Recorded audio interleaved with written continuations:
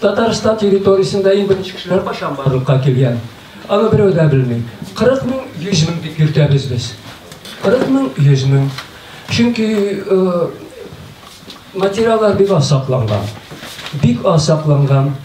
Biraz var idi, şu şuralarga qaragan arxeologik materiallar alıngan idi. Onlarda hazır yokka çıktı.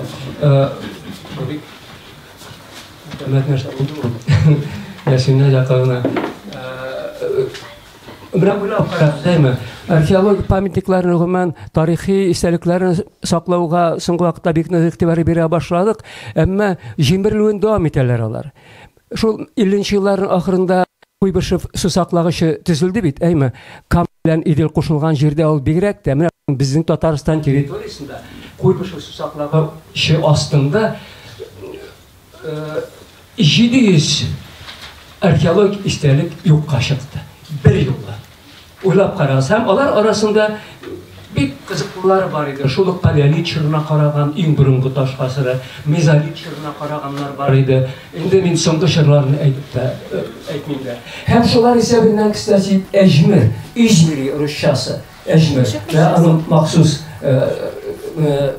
tema ettirip demesen senin... Ol нәрсе ol қоя орнашқан шулай. Yok, men aytib kelesizler istediydim.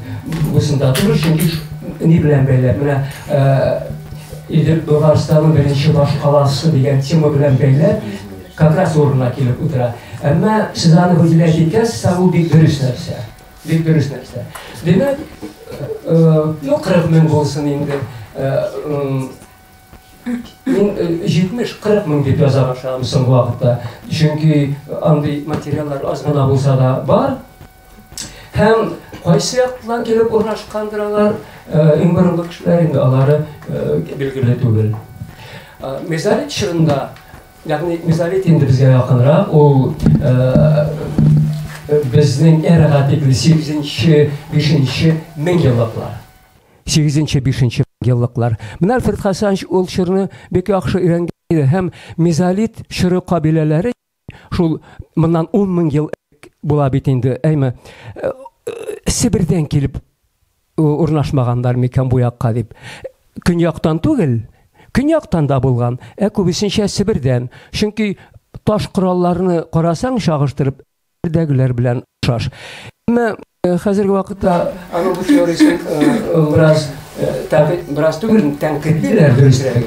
Чөнки менә урыс археологлары ул Сибирне яратмый.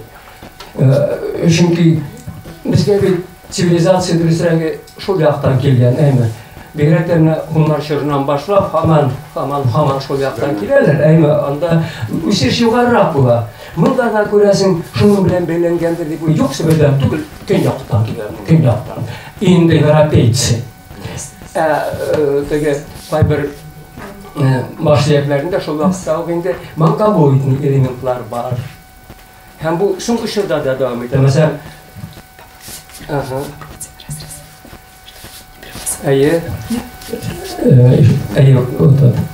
Авызга прямо тыгырга кирәк. Шундый әкрен генә бара бу шул заманнарда келгән индоевропейцы булсын инде, әйме, кабиләләр. Үсә һәм бронза гасырында менә шул чорда формалашкан безнең тирәләрдә фин-угор кабиләләре. Дөресе аның әйткән бит фин-угор дип без әйтергә өйрәнгәнбез, әйме ниндидер бер шундый выражение инде ул. Дөресе аның финнар гына. Финнар менә шуларның хәзерге менә Мариялар утмуртлары димәсәң, шуларның бурынгы балалары элек-электән шушы җирдә яшәгәннәр инде мискин. Алар урман халкы, әкрен генә изоляциядә, аларда артык прогресс табылмаган. Вот әгәр дә инде читтән киләләр икән безгә кешеләр, күп йөргән, күп күргән ди. Шулай бит инде, әйме.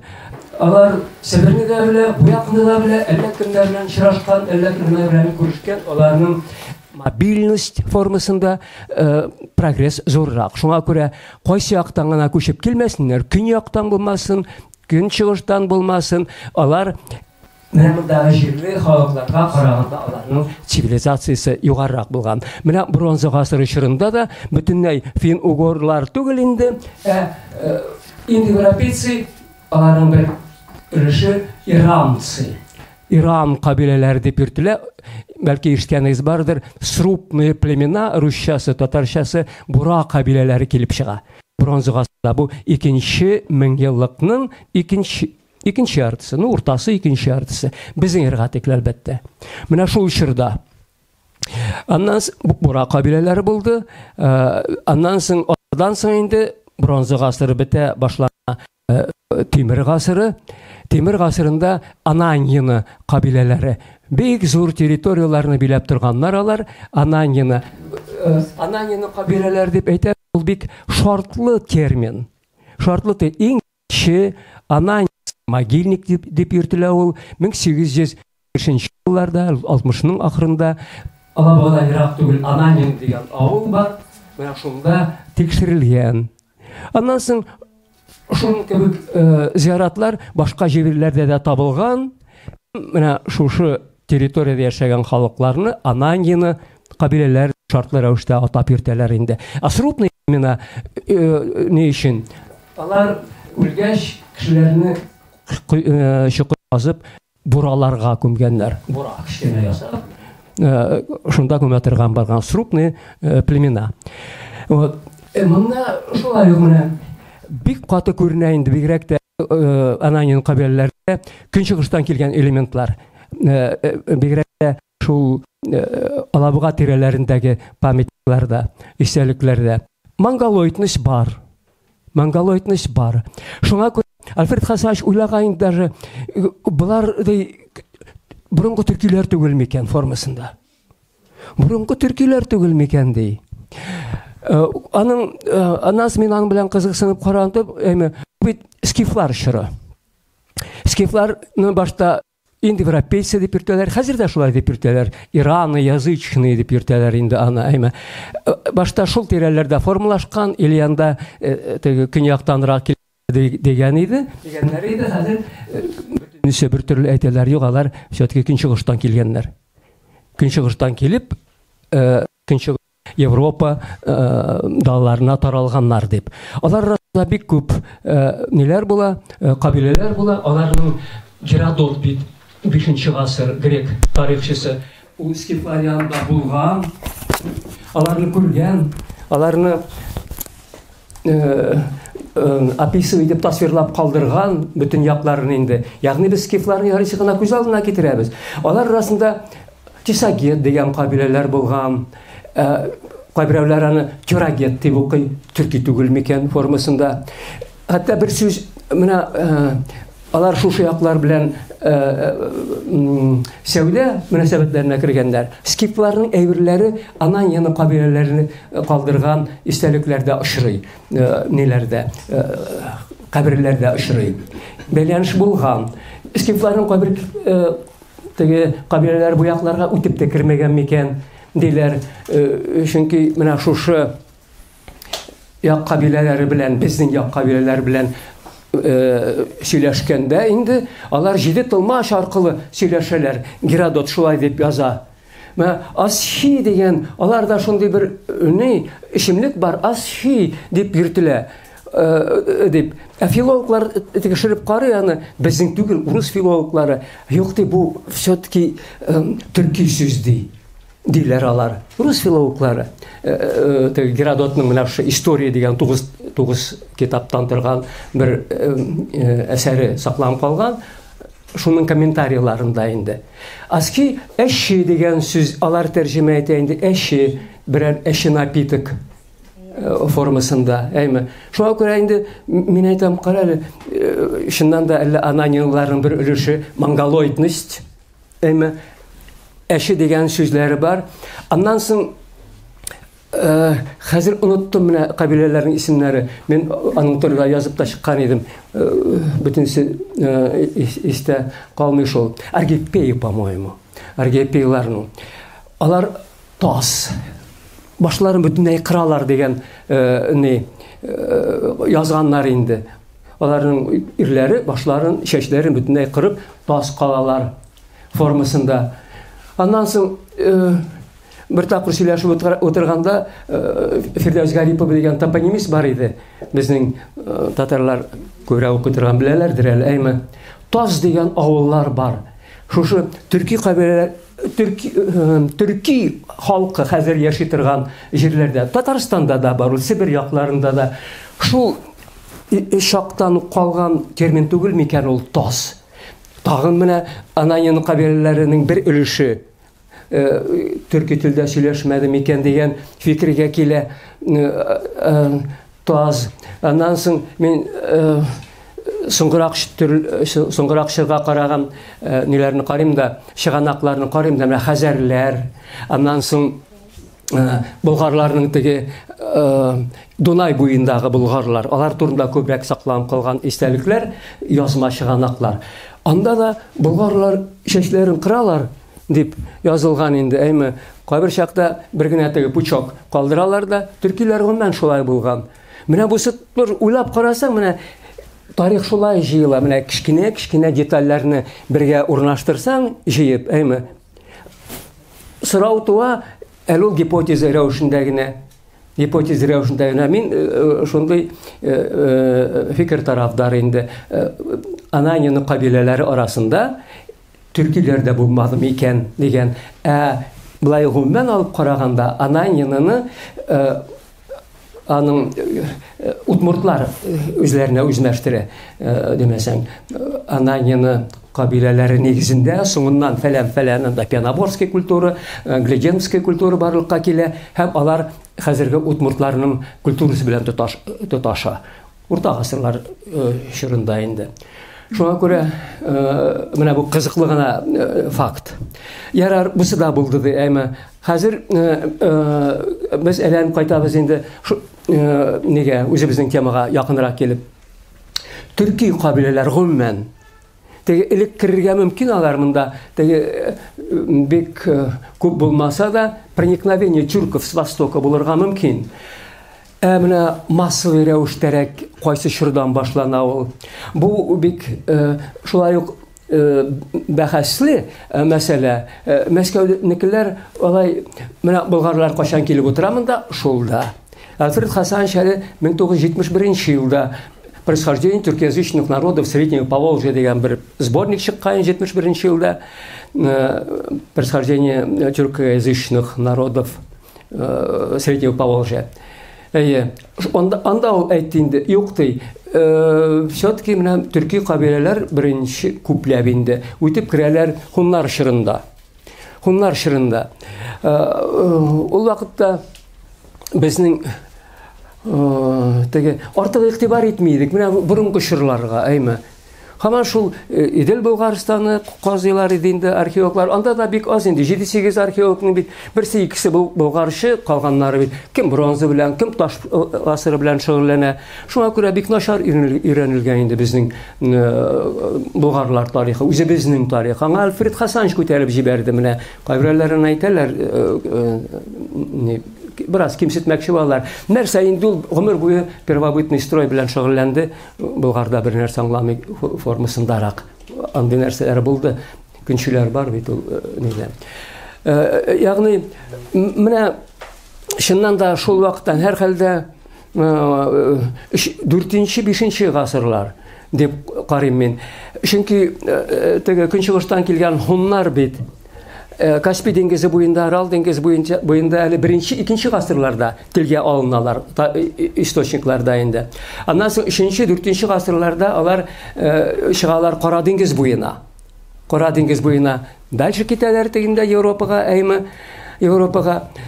Менә бу 4 гасырда шул Кара диңгез буйларыннан гонларның бер өлеше безгә күтәрелгән микән артык билгеле түгел. Булырга мөмкин. Мин сөйләп тормыйм инде, анда кайбер каберлекләр бар, зиратлар, клад, не дип йөртә, могильник дип йөртәбез инде булаларны. Анда менә шул хун элементлары күренә кебек. 5-нче гасырныкы бар. 5-нче гасырда ул инде Атилла чоры, әйме, Атилла бит 453 елда үлә. үлә, 450 ул үлгәннән соң аларның исән калган кабиләләр инде халкы, хуннар яңадан менә бу Көнчыгыш Европага кайталар. Һәм беренче безнең якка Идел буйлап, скорее всего, күтәрелә безнең якка. Һәм килеп чыга хәзерге Менделеевский районы Турай авылы баранда. Турай авылы Менделеевский ягында. Шул Туральский могильник дигән бу уникальный могильник. Аны сразу Владимир Федорович Генинг тикшергән иде заманында. Николай Филиппович Калининның бер аспиранты. Соңыннан ул Ижевскийда, Свердловскийда күп эшләде, аннан соң Киевка китте.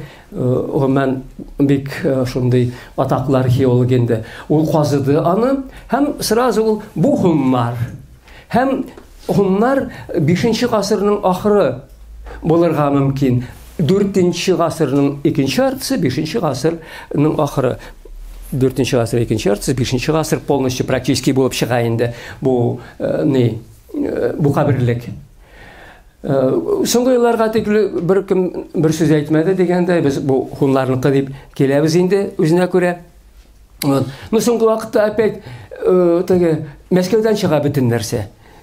Без инде әбәт кенә яшәп ята, менә шушы фикер белән килештек. Алар әйтә, вряд ли булар хуннар. Диләр, готлар түгел микән. Чөнки соң теләгән чиракта әллә нинди балталары бер төрлерәк. Балталарына карарга кирәк түгел, ул теге трофей да булырга мөмкин. Менә керамика ничек? Повседневный әйберләргә игътибар итәргә кирәк күбесенчә. Менә алар хуннарга тарта все-таки. Хуннар готлар бит шул 2-нче гасырларда, 3-нче гасырда һәр хәлдә теге хуннар чорында инде. Алар Прибалтикадан төшеп, монда Днепр буйлап урнашалар, нигә даже Крымга. Крым империя манда держав Германарихы дигән бер не бар, кичкенә дәүләт булгандыр инде. Аннан соң бунар белән алар китәләр нигә? Европага, Рим империясын җибәрәләр. Булар инде осготлар. Алар осготлар, весготлар бар, ишкәлеге бардыр. Менә шул готлар белән нитә башладылар, башын катыра башладылар. Әлбәттә алай түгел. Әлбәттә алай түгел. Алар махсус менә һәр нидә язылмаган, монда гот күмелгән формасында безгә нәрсә сөяк тә ниләр инде бик авыр менә аларның этник чыгышын ачыклау. Материаллар шуңа бара. Һәр хәлдә менә шушы зиратны без инде хуннарныкы дип табабыз. Безнең бу фикер белән күпләр килешә. Алар аңлый эшнең нәрсәдә икән. Археология тоже соңгы вакытта бит идеолог без элек мондай нәрсә юк иде. Хәзер бөтен җиргә политика килеп тыгыла, ул авырлаштыра эшне. Вот. Аннан соң бусына берәүдә каршы килмәй, безнең Себердән алып, хуннар менә кайсы юлдан барганнар Көнбатыш Европага, шунда хун казаннарын бөтенесе белә инде археологлар, шушы формада. Мен аны соңыннан күрсәтермен киләсе дәрестә рәсемен. Менә шушы Удмуртия территориясында бар, Татарстан территориясында, Ульяновская областьта и дальше китә. Бездә 2 казан бар шундый табылган, ул Аксубай районында. Аксубай районында табылган. Алар мин дәресләргә кертеп барам инде укучылар өчен. Менә хуннарның изе. Аңа бер кеше хуннар булган димәк. Хуннар булган. Һәм шуңа күрә менә бу Турай каберлегендә хуннарныкы дип санарга кирәк. Бөтен погребальный обряд, анда ниләр,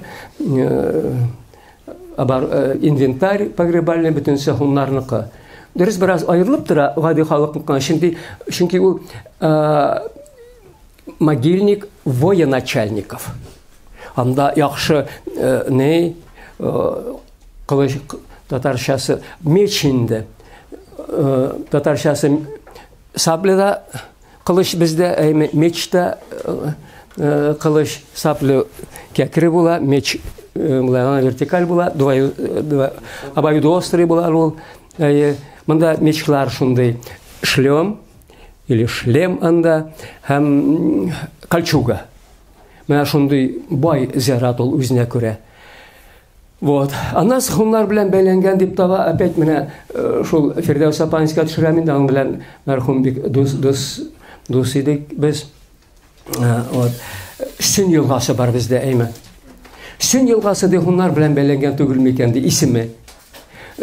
Хуннарны бит сүннәр дип тә йөрткәннәр. Сүнну. Вот. Шуңа күрә бик мөмкин шул чырлардан ук калган бу елганың исеме. Так что монда да материаллар җыела. Аннан соң инде төрки каганаты чырлары. Төрки каганаты. Бик кызык нәрсә. Менә төрки Амирҗан Миргәҗанов сөйләгәндер. 551-552 елларда барлыкка килә ул. Әйме 558 елда 7 елдан соң. Ул шул Алтай, Сибир якларында барлыкка килә. Аларның гаскәрләре Иделгә барып җитәләр. Истеми гаскәрләре.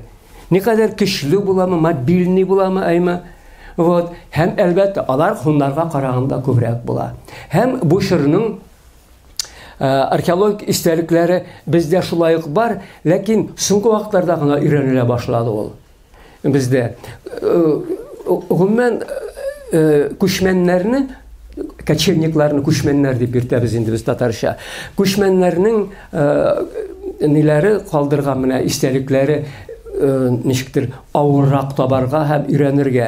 Чөнки алар бүген монда иртәгә тегендә менә болгарларның ранний булгарский 9-нчы гасыр в основном шул чорда бер зиратлар бар аларның Танкевский могильник дип йөртәбез без Спас районында.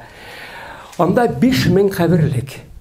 5000. Һәм шул тикле зур инде. Бу уникальный 5000. Безнең биләрдә бер зиратның зурлыгы 100 квадрат метрдан квадрат түгел, 100 гектардан артык. Шул тикле күп. Булар күчмән булгач, бүген монда үлгән кешесен күмеп калдыралар. Әле анда да юннәп түгел, мәсәлән, курган тора икән. Нәрсә ул курган нитеп торсын, әйме, билгеле булсын өчен, унутмасын өчен, шул курганның өстенә менәләр дә булар, чокыр казып шунда күмеп калдыралар. Курган ул теге бушыр түгел, курган ул гадәттә бронза гасырына карый. Бронза гасырын кем казып тикшерә, случайно менә шундый каберлекләргә юлыга инде. Вот. Һәм аларның теге поселенияларда бит инде бүген монда иртә тегендә булгач аларын табу бик авыр. Тем не менее, менә безнең якларда соңгы елларда гына табыла башлады. Зиярат дип әйтеп булмый инде, айрым каберлекләр. Опять-таки менә шул литерасында, водохранилище тирәсендә. Вот. Без артык элек тикшермәйдек, не бит яз көне су күтәрелә, бөтенсен юып төшерә. Көз көне су бераз китә, һәм яр кырларында ана шул табылдыклар кала, әҗмир табылдыклар менә шулай тикшерелде 61-нче елдан бирле хәзерге көнгә тикле. Хәзер анда инде без өлгереп калдык, Аллаһка шөкер. Теге металл искательләр белән йөриләр. Вот, менә шул тирәләрдә табылды ниләр? Шул 7-нче гасыр белән, мәсәлән 6-нчы, 7-нче гасыр белән бәйле төрки каганаты чорына караган каберлекләр. Ягъни мин әйтмәкче булам, болгарларга тикле бит булар барса да. Әйме, болгарлар бар тик бу шурынга килмәгәннәр. Монда бер яктан шул фин-угор кабиләләре, икенче яктан элгәреге төркиләр. Элгәреге төркиләр. Мен хуннарны әйтәм, һәм төрки каганаты чорындагы кешеләр, кабиләләр бераз күчеп утыра монда. Хәзер без якынлашабыз инде болгар чорына. Болгарларда бит әле иң беренче болгарлар менә Хуннардан соң тагын бер дәүләт барлыкка килә бит. Төрки каганаты шырында Кубрат хан Бөек Болгар дәүләте дип йөртәбез инде аны. Гамир сөйләгәндер моның турында. Сөйләмәдеме? Ну, ул дәүләт булган. Аның турында язмалар сакланып калган, чөнки Кубрат хан үзе тәрбияләнгән ул Византия императоры дворында. Төгештә ул христиан динен кабул иткән дип исәпләнә. Каршы чыгышлар да бар. Скорее всего, христиан динен кабул иткәндер.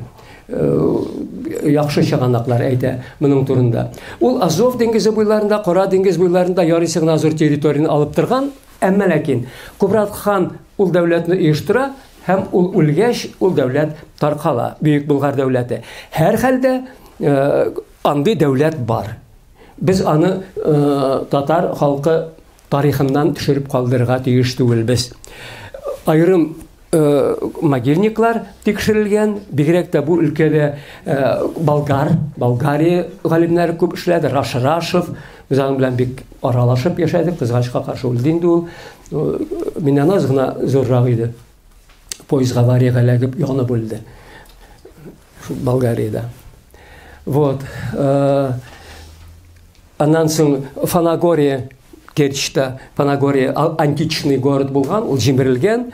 Аннан шул Фанагориягә килеп, аны яңадан торгызганнар инде һәм менә бу Кубрат хан Болгариясының башкаласы булган дип исәпләнелә. Аны урыслар казды, Светлана Александровна Плетнева, әмма ул менә шулай ди. Монда бик күп Болгар шырынан калган материаллар, йортлар таштан салынган булган инде, античный традиция инде. Алар яңадан торгызылганнар һәм, скорее всего, булган аларның башкаласы дип. Аннан соң инде сез моны беләсез инде, сөйләп тормыйм артык, әмма 30 ел чамасы яши бары тик бу дәүләт. 630 елларда барлыкка килә, 660 елларда җимерелә. Кубрат хан үлгәннән соң аның 5 баласы була, теге Аспару хан да китә Дунай ягына, безнең якка катрак киткән дип санала инде. Башта ана шул тарих белән кызыксынучы дилетантлар язып чыкты да, ничектер кирип урнашты ул фәнгә хәзер. Катрак булгандыр, пожалуй. Тарихи чыганакларда андый нәрсә юк. Әмма ләкин әле без ул болгарларын белми идек.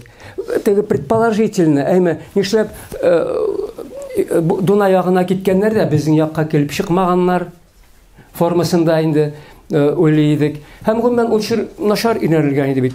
Мәсәлән, Улутар хан ул Тәтеш районында Улутар хан зияраты 8-нче гасыр урталарыннан башлана. Анда иң борынгы зиярат. Һәм шушы безнең Идел буендагы болгарларның иң беренче археологик истәлеге Улутар хан каберлеге дип йөртелә иде. 8-нче гасыр уртасында килеп чыккан алар. Ягъни бу икенче заман инде, бу хәзәрләр шыры. Хазарлар, хазарский каганат. Менә Кубрат хан Болгары белән бәйле болгарларны безнең якта әле белми идек. Моны ачтылар Самар археологлары. Галина Ивановна Матвеева 80-нче еллар ахырында Новинково авылында шул тирәдә казыганда алар шул неләргә юлыктылар инде. 7-нче гасыр ахыры, 8-нче гасырның беренче яртысы. Ягъни теге Улутар хан каберлегенә караганда иртәрәк, раннейрак бу. 7-нче гасыр ахыры. Как раз туры килә Кубрат хан дәүләте белән. Кубрат хан дәүләте таркала 660 елларда. Әйме биразанда йөргәннәрдер дә инде, алар күтәрелгәннәрдер Идел буйлап безнең якка. Һәм Самара бит көньяктарак урнашкан, Татарстанга караганда шул якка килеп чыгалар алар Самарда. Аннан соң Ульяновский өлкәсендә бар. Бер күп аларның зиратлары, кстати, соңгы вакытта өйрәнелде. Могильники новинковского типа дип йөртәләр. Һәм аларны сразу Галиванна бәйләде. Бу болгарлар. Безнең кайбер археологлар каршы килә, болгарлар түгел, төркиләр инде алар. Ну, болгарлар түгелдер. Формасында Евгений Петрович Казаков, опять урыс. Вот. Әмма фәндә бу кабул ителде инде. Демәк, ул шулай туры килә дә, әйме. Кызык кына менә был опять-таки шул тикле якын параллельләр недән калган Кубрат хан Болгария шырыннан калган истәлекләрен тикшерәләр. Шул якта инде Азов, Кара диңгез буйларында һәм чагыштырып карыйлар. Новинковский типы могильникларда тапкан неләр белән 100% туры килә. Шул тикле гаҗәбне бер нәрсә әйтерлек түгел. Ягъни тел тиштедерлек түгел бу теорияга. Молодец, Галиванна. Мен белән бик дус идем. Берничә еллык, 10 елда үлеп китте ул кызганычка каршы. Ну, яшьләр бар иде инде. Вот. Хәзер демәк сез карагыз әйме.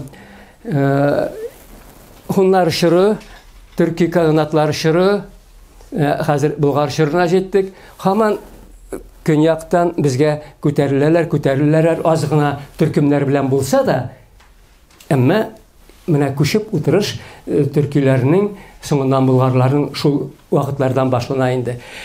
Болгарларның күчеп утыруы, без әйтәбез, несколько волн, берничә дулкын белән, аның беренче дулкыны менә как раз шул 7-нче гасыр урталарына түгел, 7-нче гасырның ахырына һәм 8-нче гасыр башларына туры килә. Менә бу Кубрат хан белән бәйләнгән болгарлар бу якка күчеп утыра.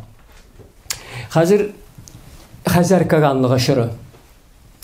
Менә бу болгарлар бит инде хуннар белән бергә килгәннәр дип йөртәбез без, әйме. Хуннардагы менә шул 5-нче гасыр. Аны болгарларның гомумән кайбер чыганаклар, әмма ул чыганаклар мифологик характерда кайберләре. Он история армянмы, шундай Мавцес, Каган, Кавацы, безнең гасыр, безнең эрага тикле 2-нче гасырлармы шул вакытта ук булганнар болгарлардай. Булган да булырга мөмкин. Әмма менә бу чыганакның дөрестлеген тикшерергә кирәк. Каян алынган ул? Теге ул бик каты редакцияләнгән менә. Соңгы чорда шул соңгы чорда кертелгән мәгълүматлар түгел микән дип тә уйлыйбыз. Шуңа күрә без инде аңа бик сак карыйбыз ул нәрсәләргә. Менә 5-нче гасырның ахырында, ягъни бу бит хуннар чоры инде, практически хуннар чоры бетеп бара. 5-нче гасырның ахырларында болгарлар инде телгә алыналар гына түгел, бик күп телгә алыналар. Иранда да баралар, менә шул Болгариягә да аларны ялчы солдаттар формасында шакыралар. Византиядан да, тегеннән дә, моннан да формасында 5-нче гасыр. Вот. Ягъни алар инде бар, Төрки каганаты шырында, әйме, Төрки каганаты бераз зәгыйфләнгәч, җимерелгәч, ул тирәдә барлыкка килә. Нидән соң? Хәзәр каганаты, Кубрат хан болгары җимерелгән чырларда инде ул. Кубрат хан болгарларының бер өлеше теге якка китә, бер өлеше безгә китә, бер өлеше урында кала һәм алар Хәзәр каганаты составына керәләр. Хәзәр каганаты бик зур территория, биләп торган, әйме цивилизация үзенә күрә, анда шәһәрләрдә булган. Иң беренче металл акча безнең Россия территориясында Хәзәрләр тарафыннан сугыла башлаган. Бу тоже менә хуннар чорыннан без цивилизация дип киләбез, әйме барның да цивилизация. Гомумән кайбер нәрсәләргә без Григорьев әле 19-нчы гасырда шундый академик инде востоковед, ул язган иптәшләр Европа белән чагыштырып караганда бу Хәзәр каганаты ди, йолдыз бөтен кешегә юл күрсәтеп торучы ди. Европада әллә инде потемках Хазар каганаты, шулай итеп мактап яза инде. Ул чыннан да заслуживает андый нәрсәләрне. Хазар каганатында төп ике халык була. Анда күп булалар инде. Аланнар, менә аларның археологик культурасын карасаң, бәлки ул дөрес тә түгелдер. Соңгы вакытта артык шөгыльләнми башладылар аның белән урыслар да. Ул мен яхшы тикшерелгән истәлек. Салтомаятская культура дип йөртелә нидә археологларда Хазар каганаты халыклары калдырган территорияда, яшәгән территорияда калган памятникларын бөтенсен бергә кушып. Салтомаятская культура. Погребальный обрядлар буенча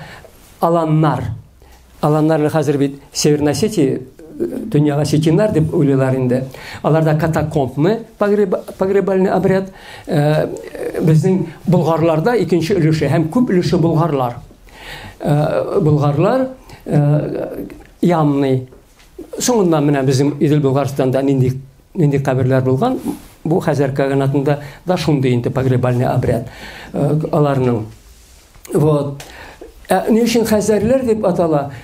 Без уйлыйбыз инде хәзәрләр шулук төркиләр алар. Урыс язмачылары яза.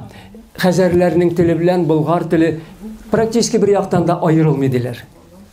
Аларның видимо культуралары да аерылмый. Хотя соңгы чорга кадәр менә без бит менә бу кабиләнең памятникларын айырып алабыз инде. Менә бусы булгарныкы, менә бусы аланныкы дип хәзәрләрнең гәрчә алар дәүләт төзүчеләр дә хәзәрләрнең истәлекләре, археологик истәлекләрен һич айырып ала алмый иде. Соңгы вакытта андый ниләр булды? Менә бусы хәзәрнеке дип әйтәләр инде, әмма артык ышанмыйлар. Культуралары бер булгандыр, күрәсең. Болгарлар белән хәзәрләрнеке. Шуңа күрә без айырып ала алмыйбыз җүннәп. Аланнарга килгәндә, аларны вот аланнар, аларның антропология яктан да безнең менә Брахикан, менә антропология ягыннан караганда инде менә шушындый хәзерге безнеке кебек инде баш төзелеше. Кемнәрнеке, аланнарныкы долихокрания дип йөртелә. Ягъни узун аларның череплары, узун. Антропологик яктан да алар аерыла. Әмма ләкин мен уйлыйм, поскольку алар бер дәүләттә, төрки дәүләттә яшиләр. Төрки телендә алар сөйләшкәннәрдер. Сөйләшергә тиешләр һәр хәлдә. Менә без чагыштырып карыйбыз, шул элгәреге болгар үзебезнең урта Иделдә ачылган менә Большой Тархан дип әйттем, ул Тархан каберлеге әйме. Шундагы шүлмәкләрне әйтергә кирәк, башка әйберләрне. Безнең беренче шәһәрләр Болгар, Сувар, Биләр, шулардагы ниләрне, шүлмәкләрне чагыштырып карыйбыз. Аланнарныкына ошаган күбрәк. Аланнарныкына ошаган. Әйтер идең, монда аланнар килеп өйрәткәннәр безнең болгарларны дип. Тагын әллә инде каршылыклар килеп чыганда, гомумән шундый нәрсә, алар инде болгарлашкан. Скорее всего, булган. Бер нидә яшәп, менә хәзер бара бит бездә процесс, урыс дәүләтендә яшибез, урыс телендә сөйләшәбез. Тегендә дә шулай. Бу мен моны тутып алдым. Бу 30-нчы елларда угалы Артамонов тарафыннан язылган история Хазар. Артамонов беләсез, Михаил Илларионович, Заплар Эрмитаж директоры булып эшләгән кеше. Петровскийга кадәр. Петровскийның әтисенә кадәр әле. Ул шулай дигән дип тешләр, монда бер инде нәрсә юк. Загадка. Алар ике телдә сөйләшкәннәр. Һәм күбесе, скорее всего, аланнарның инде төркиләшкәннәр. Төркиләшмәгәннәр ана киткәннәр шунда. Хотя ул аланнарда бит әле бик спорный нәрсә. Менә карачайлар без аланнар дип килә үзләрен. Ниләр болгарлар һәм аланнар. Монда инде осетиннар күбрәк нитте, хәзер бөтенесе осетиннар дип кенә торалар. Менә шундый нәрсә. Аннан соң хәзерләр белән бик каты бәйләнгән инде без. Аны үзегездә белә яртысын ул фактларны әйтергә кирәкме? Менә хәзерләр территориясендә бит инде барсиллар яшәгән, савирлар яшәгән, бәрәнҗәрләр яшәгән, әйме? Болгарлар инде яшәгән. Һәм аларның менә Идел Булгарстанның 10 гасыр тарихын этник карык этнослардан индиләр. Ибн Фатланда да бар, ул башка рүсте, ибн рүстеләрдә дә бар. Әйме болгарлар төп. Бәлки әле бүтән кабиләләрне болгарлар дип атаганнар. Болгарлар бар анда. Суварлар, савирлар бар. Безнең Идел Булгарстанында барында Берсула, Барсил, Барсилия, Кавказда, хәзерге Дагестан территориясында Хәзәр каганаты составындагыларын әйтәм мин. Хәзәр каганатында шундый кабиләләр билгеле. Барсиллар, Берсула, икенче төрле. Һәм бездә Барсиллар бар, Черебный болгары, икенче төрле, аны шулай дип тә йөртәләр. Аннан соң Бәрәнҗәрләр, Баранжар, Беленҗер, ул Хазарияның беренче башкаласы, кстати. Беренче башкаласы. Һәм безнең Баранжарлар телгә ала, Ибн Фатлан Баранжарларын телгә ала. Без уйлыйбыз, биләр тирәсендә алар яшәгәннәр дип. Чөнки опять ниләр тел белгечләре инде менә бу Фирдәүс апада шулай дип уйлыйды. Биләр тирәсендә Чирмешән, Малый Чирмешән бит инде. Малый Чирмешәнгә кушыла бер елга кичкенә генә Баранка дип йөртәләр. Анда да Арбаран авылы, Арбузовский баран, академик Арбузов туган, әйме тагын ниндидер Красный баран, Ник баран, Никольский баран, то есть баран. Бараннарның килеп чыгышы бараннан түгел, сарыктан түгел, Баранҗәрләрдән, Бәрәнҗәрләрдән калган дип булырга мөмкин нишләп. Менә шулай итеп, этник яктан да әйме Хәзәрләрдән инде кабиләләр бар. Бездә дә шундый ук кабиләләр. Һәм тагын кайсы ягы белән бәйләнгән. Теге Ибн Фатланга буенча үзең дә сөйли аласың инде син нене.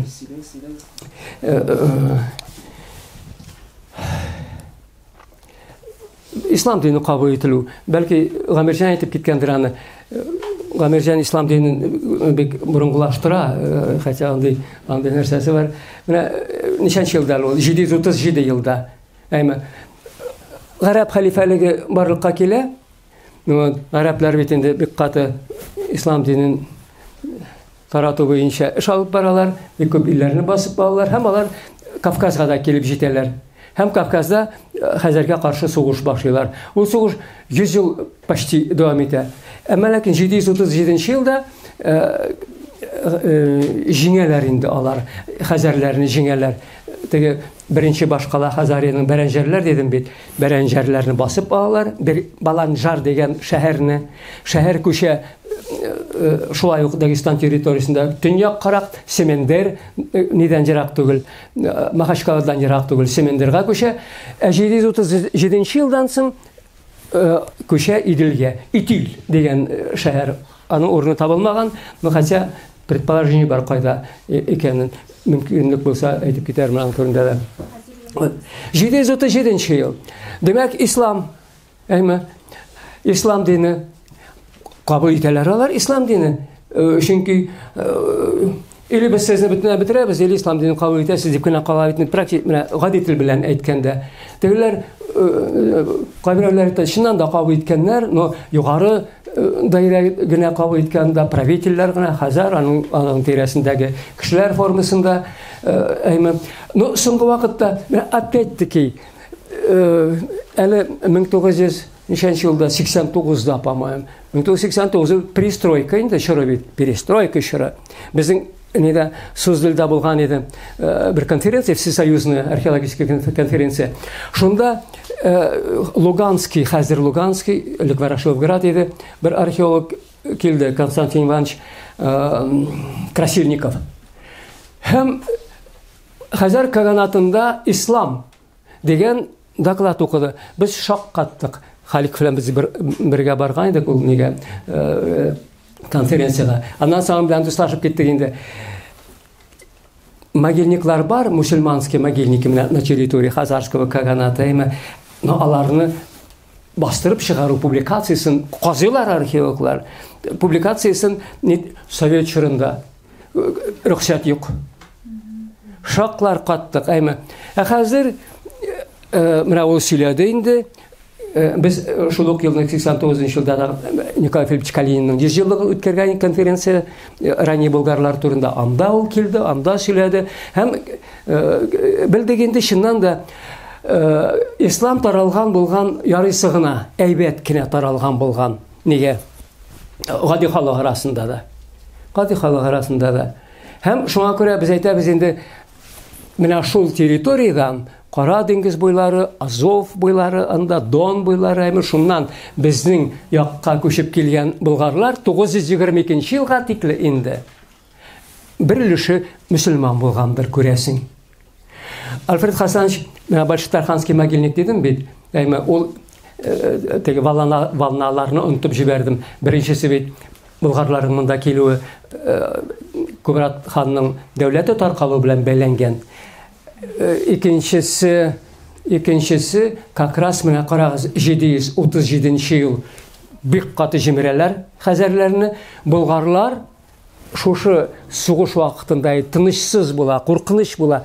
Алар икенче тапкыр күчеп киләләр инде безнең Идел якларына, Идел буйларына. Һәм аларның менә бу Баштарханский могильникта күмә башлыйлар күрәсең.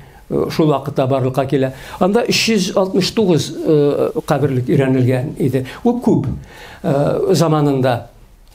Альфред Хасанович белән соңгы елларда инде сөйләшкәндә 64 елда басылып чыкты аның материаллар, Генюк белән алар икесе бергә казаганнар иде. Вот. Анда ярыйсы гына күп менә Шиякята инвентарь юк.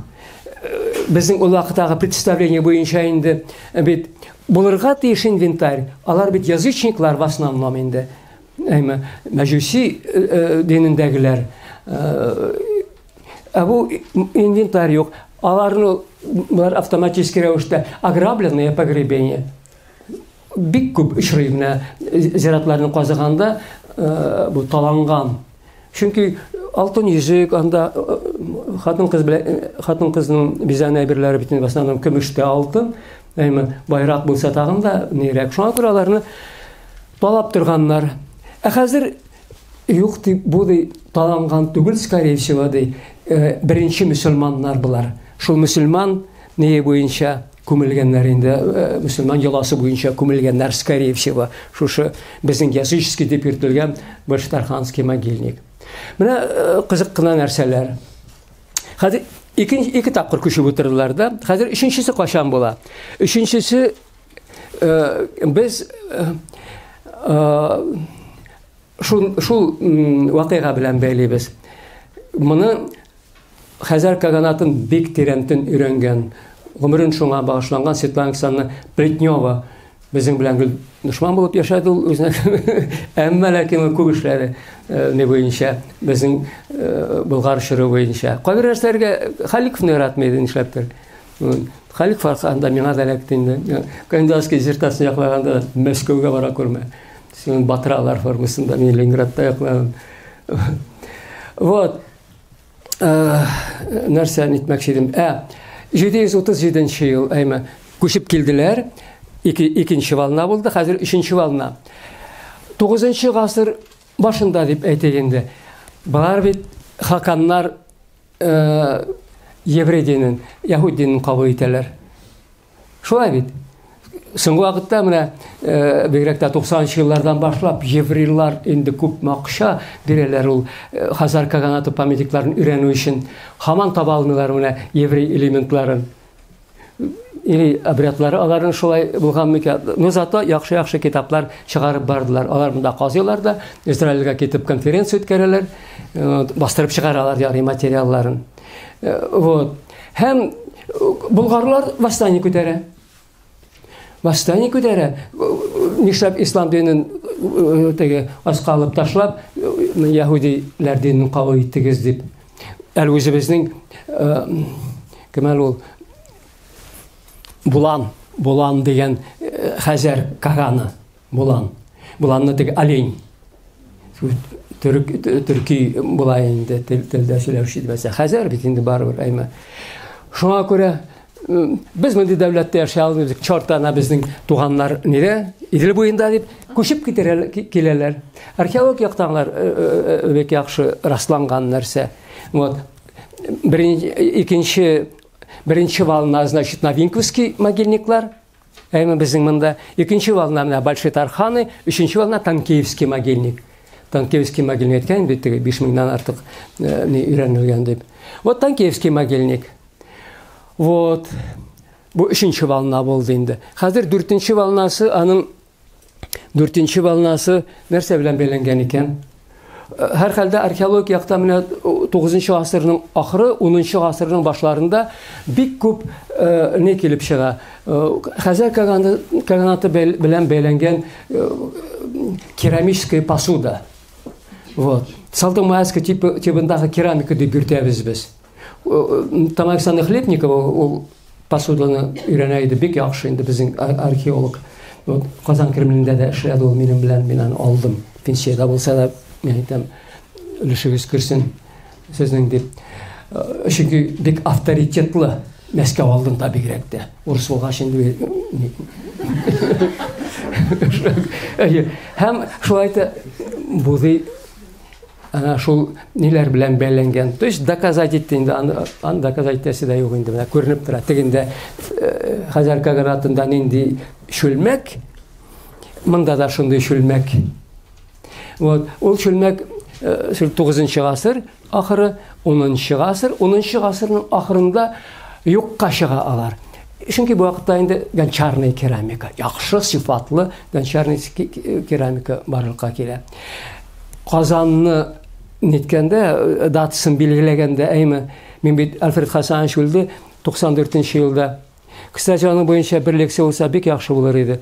Ничектер вакытыгыз булса, акчасыз, нисез мин укыр идем, әгәр дә кызыксыну булса сезнең яктан. Альфред Хасанович үлде, июнь айында башлаган, июльдә үлде, мин җитәкчелек итә башладым. Бик тә теләмичә генә инде. Биләрдән китәсе килмәгән, мин гомер буе биләрдә эшләдем дә, монда нәрсә таш, асфальт фәлән дигән формасында. Вот. Аннан соң инде мин кызыксына башладым, теге һаман бурынгырак чырга, берәү 2-3 бөртек керамика тотып килде миңа. Салтымайский керамика менә шушы. Ди Мескен Альфред Хасанович теге 77нче елда 800 еллыкны нитә алмады. Монда бит 10нчы гасыр ахыры дип инде. Аннан соң теге нидиләр әле. Проч мондай нәрсәләр кая 10нчы гасыр фәлән теге. Аны мин теге нитмәдем инде. Артык күрсәтмәдем. Әле яңа материаллар булса гына, бу бик важный нәрсә. Аны сразу күтәреп алып, ләнчекләр итеп, килеп чыкмаса, яхшырак доказать итәргә кирәк дип материаллар җыя башладык инде. Һәр хәлдә менә шушындый нәрсә ул. Шушындый нәрсә. Ягъни 9нчы, 10нчы гасырларда күчеп утыру булган. Тагын бер тапкыр күчеп утыру булгандыр дип уйлыйм. Ансынчыктыр бу чисто логичный гына инде, мантыкка туры килә торган нәрсә. Хәзәр каганаты таркала. 10нчы гасыр ахырында шулай бит. Теге Святослав диләр инде. Ой, Святославны кичкенә генә отрядан тарката алмый инде.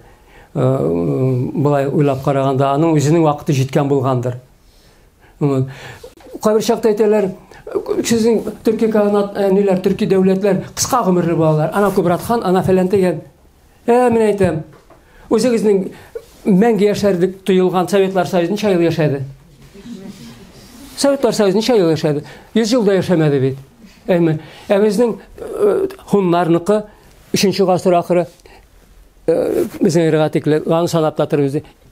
Безнең иргатикле 2 гасыр, аннан соң 5 гасыр, 700 ел. Ниләр?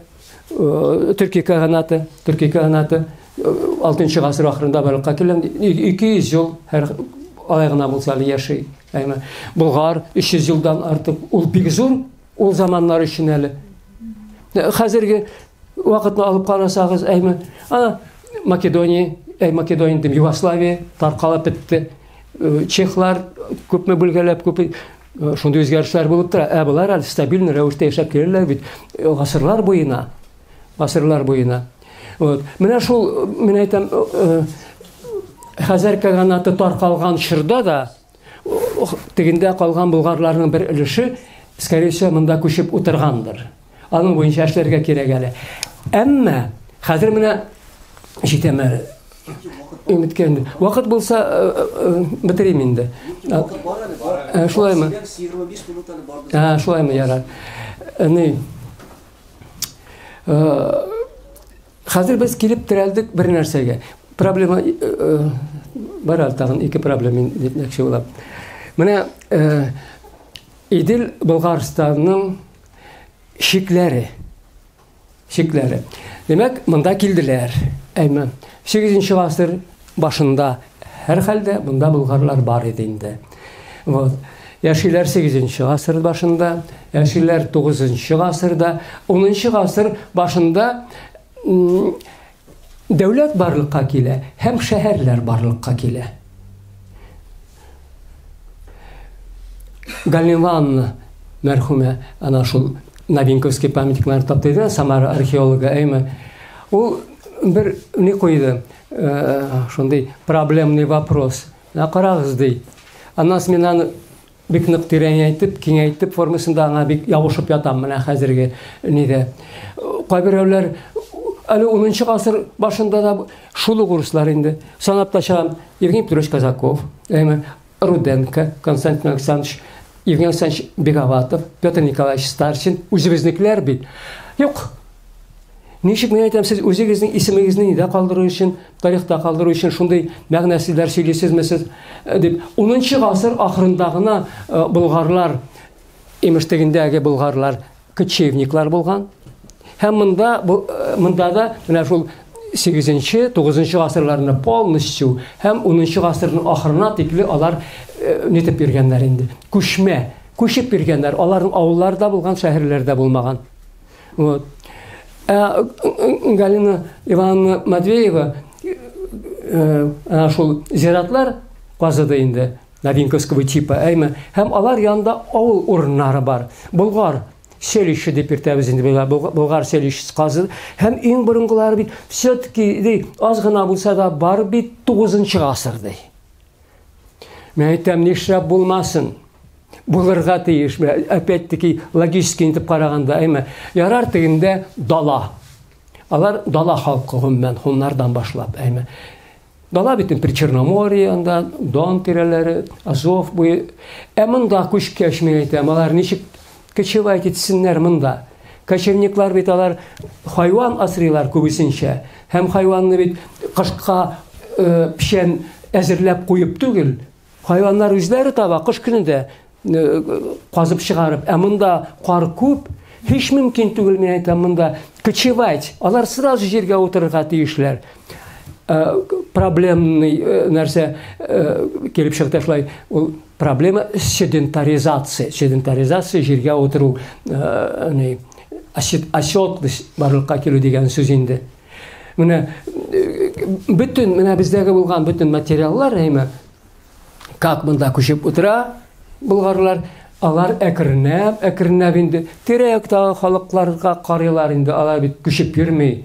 Алар да нитәләр, авыллары барлыкка килә башлый. Һәм һәр хәлдә теге шәһәрләрне без өйрәнгән да 10-нчы гасыр башында гына барлыкка киләләр дип.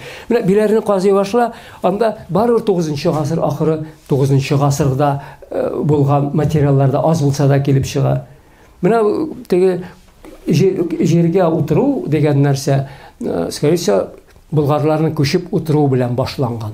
Алар кочевниклар фалан дигәннәр, биләрне казыганда мин бер юртыган иттем, Әл-Балхи яза, анда 920-930 елларда аларды әле күчмәлектән күчеп җитмәгәннәр, йортларда яшиләр ди. Менә мин беренче йортын тапкан бер генә булган археологиясында. Биләрдә тышкы шәһәрне казыганда йорты урыны. Бер кая китмисең. Малышта йорты урыны. Бездә бит шул 10-нчы гасырда кирпич биналарда бар, мондай йортларда бар инде, агачтан салынган йортларда. Булар кочевнический элементлар бардыр, ул хәзер дә саклана кочевнический элементлар. Безнең авылларны карасагыз, этнографлар бик чагыштырыгыз урыс авыллары белән татар авылларын. Хуҗалыкны теге ихата. Безнекеләр киң. Двор бездә киң гадәттә. Урысларныкы тар гына. Алар кысан урында, урманда яшәргә өйрәнгәннәр. Син безгә бир простор. Алар өйрәнгәннәр. Хей, далада. Монда да шул нәрсәне дәвам иттерәләр. Аннан соң йортларда яшәгәннәр дибез инде. Йорты бит түгәрәк була. Татарларның соңгы атка тикле өйләрен безиләрне сабан той алдыннан бигрәк тә өйләрен бәйрәмнәр алдыннан инде кашагалар эләләр анда һәм пишмакка сөлгеләр элеп куялар. Алар яратмый менә шушындый пишмакны безнең татарлар. Алар үзләре дә аңламый аны. Әмма пишмакны бераз яшереп тору өчен элекеге йорты хәленә китермәкче балалар инде үзләренә күрә. Һәм башкалар ашамлыкларын тикшерә башласаң, ягъни менә бу элекеге борынгы күчмәлек хәзерге көнгә тикле сакланган. Ул 10нчы гасырда әлбәттә була, йорты табылу бер дә теге гайры табигый хәл түгел. Әмма әле алар бөтенләй күчмәлектән чыкмаганнар дигән сүз дә түгел бу. Менә шушындый проблемалар килеп туа. Аны яхшылап ул тикшерелгән нәрсә инде һаман язарга туры килә шулар турында, аларга каршы чыгып формасында аңлап җиткермиләр логиканы. Вот. Үземне мактыйм инде, как будто. Шулай. Хәзер икенче нәрсә, территория. Элек без үзебездә генә казыйк Татарстан территориясендә. Һәм хәзергә тикле шул нәрсә яшәп килә. Менә Идел Болгарстаны, Волжский Болгария дибез инде бик кичкенә дәүләт булган. Татарстан территориясын гына ниткән формасында. Аннан соң инде менә өйрәнә башлады Фахруддинов менә монда китабы дәреслеге Раул Габдрахманович Фахруддинов. Ул археологик картасын төзеде Идел Болгарстанның bütün bilgili булган археологик истәлекләрне утыртып чыкты картага, һәм алар Чувашиядә бар. Чувашиянең бик кичкенә өлешендә, кстати, Татарстанга якын өлешендә. Чувашиянең үзәк өлешендә, төньякларында памятниклар юк, археология памятниклары. Чувашиядә бар дип саныйк инде. Татарстанда бар. Ульян өлкәсендә. Йөзләгән памятниклар. Дальше Самарада. Менә бүген сорадылар. Әтегендә Самара археологиясы турында язып бирегез әле. Ниндидер Туган як дигән журналны сиңа күргәнне әле. Дамир чыгара. Исхак чыгара. Самара археологиясы, Самара болгарлар турында язарга сырады. Самарада бар. Бар Пенза өлкәсендә. Уйлап карагыз. Саратовта анда болгарларга, монголларга тикле истәлекләр юк практически. Саратовның үзендә үкек. Но Саратовның көньягында Раннебулгарский могильник бар, Максимовский могильник. Да. Дальше. Анысы неде? Пермь өлкәсендә археологларында Андрей Михайлович Белавин, Наталья Борисовна Крыласова бер истәлек, бер шәһәр өйрәнде. Ул Рождественское городище дип йөртелә. Рождественское городище. Менә шундый калын китап бастырып чыгардылар алар. Ул практически тулысынча Болгар шәһәре. Анда тагын бер Классова дигән тагын бер шәһәр бар. Болгарларныкы. Болгар материаллары зиярат шул шәһәр белән рядом инде. Могильник мусульманский. Аннан соң алар болгарлар белән бәйлиләр теге будай игә башлыйлар ул вакытта. Тагын ниндидер нәрсәләр шунда. Ягъни болгарлар булган. Мен өчен моны басым ясап әйтәм, хәзер дә менә Алтынурдага бит инде хәзер нитә башладылар. Элек запретный тема булса, хәзер инде Алтынурда, мен дә ана кушылып киттем, ключевой этап дигән була инде. Үзенә күрә кая барасың. Ләкин үземнең юлдан да китмим мин. все-таки қарағыз. Неше өлкәдә хәзерге административ бүленеш белән исәпләгәндә Татарстан, Чувашия, Пермь, Самара, Ульяновск, Пенза. Башкортстанда юк, кызганычка каршы. Бер памятник та юк Башкортстанда. Но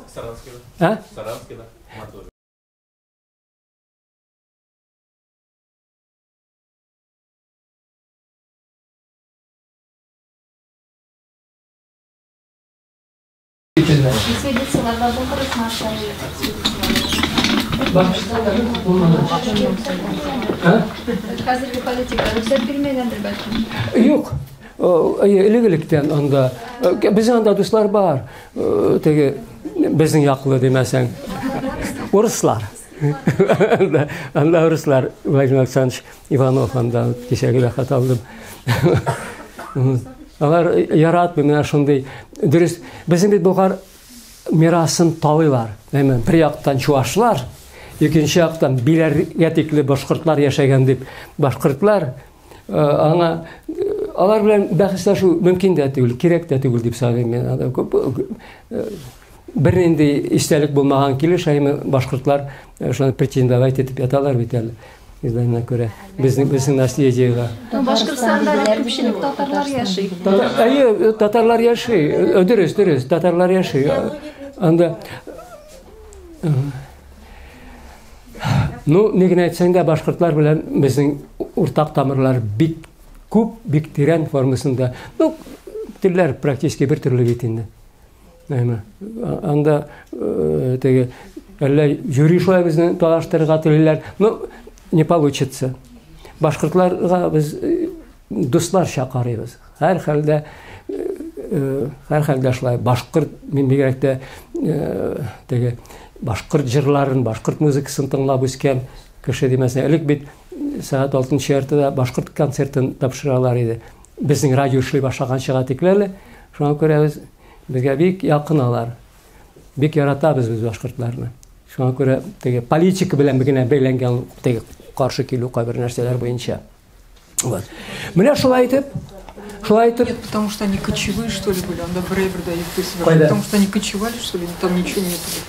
Ул чорда кочевали, конечно. Алар 18-нче гасырда да кочевали. Әле хәзердә, мәсәлән, без теге кабиләләр дип әйттем бит, Болгарда, 10-нчы гасырда.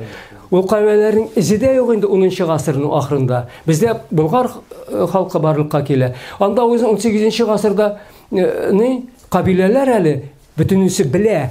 Кайсы кабиләгә карый. Мин бер тапкыр шаккаттым. Студент минем 4 ел анда Уфадан килгән, Мен әйтәм, син Уфа татарымы? Юк ди, мин шул кабиләдән ди. Мин оныттым. Кабиләсен исемен әйтеп бирдем. Менә хәзердә батюшки мен әйтәм. Ул бит инде архаизм. Үзем уйлап куйдым. На самом деле шулай. Нетмим. Так что ул бит инде показатель инде үзенә күрә, Аларның шаныклары сакланган дип ишеттем. Архивлары сакланган. Безнекеләр янган, эшләгәнме? Аларның сакланган. Алар артык түгел бары шама. Аларның шул шәҗәрәләре сакланган. Кем кайсы кабилә белән бәйле. Җәмәгать, кайтыгы киләлексәгә, сез яры кайтып барасыз. Ярар. Хәзер кайсы темага менә санап киттек без шушындый өлкәләрдә булган дип. Тагын соңгы вакытта өстәлдә безнең менә булай уйлап караганда чыннан да опять логика буенча булырга тиеш иде. Хәзер каганаты җимерелде, анда болгарлар яшәде, но болгарларның бер кашан да алай булмый, полностью 100% күчеп китә куядыр. Бер өлеше кала. Барыбер үз урынында кала. Менә шул болгарларны соңгы вакытта безнең археологлар Айрат Сетиков бигрәктә мин әйтәм, болгарларны эзләгез анда. Теге сарай Бату, сарай ниләрне казыйлар инде алар Царевский түгел, алар Селитренный в основном, Волгоград, Астрахань тирәсендә. Үзебезнең болгарларны эзләгез. Таптылар, баранда. Соң археологлар юк. Астраханьда жүнне демәсәң, жүнне түгел инде, яшь алар, әле белми. Ул бездә генә бит нык үскән. Мәсәлән, шуашлар безнең болгарлар дип әйткән була, мен әйтәм, кем сездә булгаровед? Нишләпсең болгар археологиясын өйрәнмисез? Юганда андый нәрсә. Удмуртларда прекрасная археология. Ульяновскида да бар 2-3 бөртек, Самарда 5-6. Астраханда юк, менә соңгы вакытта гына килеп чыкты. Анда бит казыйлар иде. Мәскәү, Федоров Давыдов, монда безнекеләр кушылып казый иде. Шуңа күрә, естественно, болгарларга игътибар итүче булмады. Менә теге Сарай Батудан, Астрахандан 40 километр ераклыкта соңгы елларда 10 ел, 15 елдыр инде текшерә башладылар. Самоздельская дигән городище, самозделка, басылып чыккан материаллары. Зелевинская Мәскәүдән Эмма Давыдовна казыды. Бекшебәр еврейка ханым. Һәм анда астагы катлам Хәзәр каганлыгы шыры белән бәйләнгән. Без катламнар белән кала бит инде ул. Өстәге катлам полностью 100% белән болгар археологиясы инде. Алар үзләре дә болгарлар. Самозделька, Самоздельская городище дип йөртелә ул. Самоздельская. Астрахань, Астраханнан 40 километр еракта гына. Хәзер без әйтәбез, шулай булырга тиеш иде, чөнки анда Саксин да бар бит. Саксин. Федоров Давыдов махсус бер мәкаләдә язган иде. Саксинда бик күп болгарлар дип. Саксин 12-нче гасыр шәһәре. Аннан соң иде опять шулай ачышлардан соң башка килә Итил. Итил турында без археологиясы юк, аның юкка чыккан диләр инде Итилне, әйме. Әмма язма чыганаклар сакланып калган.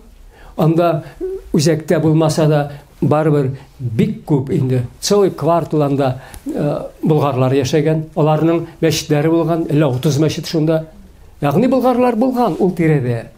Болгарлар булган. Һәм, пожалуйста, менә археологик чагылышы шул нәрсәнең Самоздельское городище. Алар Самоздельское городищене, кстати, Итил түгел микән дип киләләр. Саркил микән, Саркил да бит табылмаган аның. Бар язма чыганакларда, кая ул? Урыны кая? Бәлки Саркил диләр. Скорее всего, алар Итилгә митә башлады соң вакытта. Итил түгел микән дип инде. Бары шул тирәдә бит теге Дельта тирәсендә ул. Булырга мөмкин. Ягъни, мәсәлән, кая карама шунда болгарлар. Шунда булгарлар, на самом деле. Хәзер мин игътибар итә башладым. Нигә? Вообще менә бу Хәзәр каганаты һәм аннан соңгы шырга, менә бу Аспарух белән бәйле рәвештәме?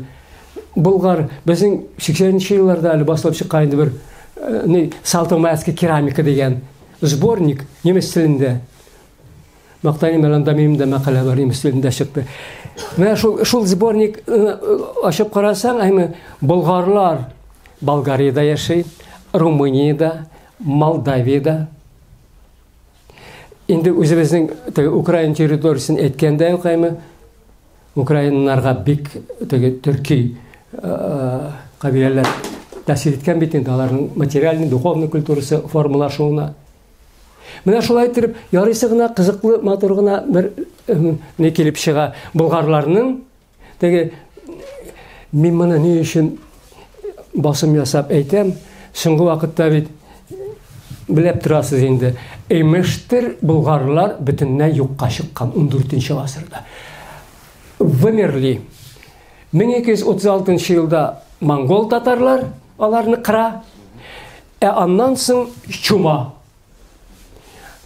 Беренче тапкыр менә чума турында инде безнең хөрмәтле американыбыз Шамил Юлай Шамил углы дип чыгарды. Америка галиме булгач инде буга бирәктә безнең Исхаков, әйме болгарлар биткән формасында.